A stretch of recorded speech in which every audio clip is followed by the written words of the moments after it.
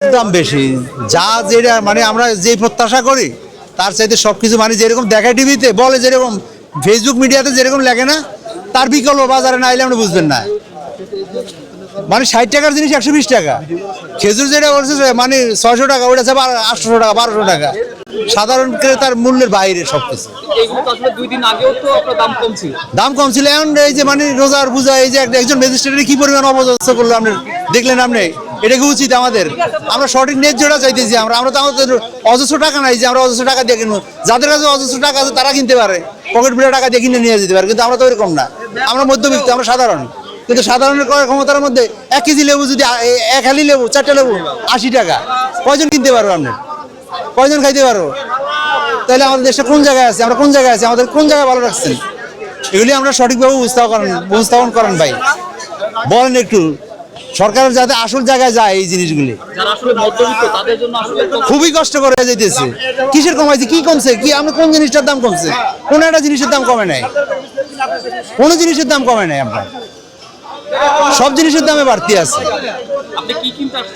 আমি বাজারে কিনতে আসছিলাম, খেজুর কিনতে আসছিলাম, মোটামুটি মানে ইফতারি সবাই কিনতে আসছি। তাতে এসে দেখলাম যে না, বাজার করে খায় যারা, মানে নিত্যদিনের বাজার করতে গেলে আরো মাথা গরম হয়ে যাবে। এরা আমার ঢেলে লন বাড়াবাড়ির দরকার নেই, যা যেই দামে ওই দামে কিনে যায়। আগে কমে কিনছি, এখন বাড়তি আছে, বাড়তিতে কিনে নেবো, সমস্যা কি?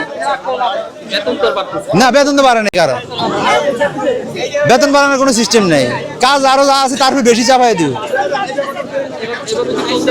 এইভাবে চলতে পারে না। এইভাবে আমরাই তো লেখালেখি করবো। আমাদের এই যে এইগুলি চলতে আছে, এরা তো মানে কমিটি করে লইছে, প্রত্যেক জায়গায় জায়গায় কমিটি, প্রত্যেক জায়গায় জায়গায় সিন্ডিকেট।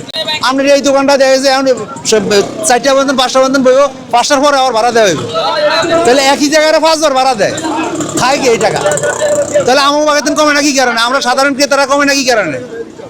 এক জায়গায় যদি 5 বার ভাড়া দিয়ে আপনি 3000 টাকা পান, এই টাকাটা কার খাতে যায়? সরকারের খাতে যায় না দালালের খাতে যায়? কার খাতে যায়? কার খাতে দিতেছেন আপনি?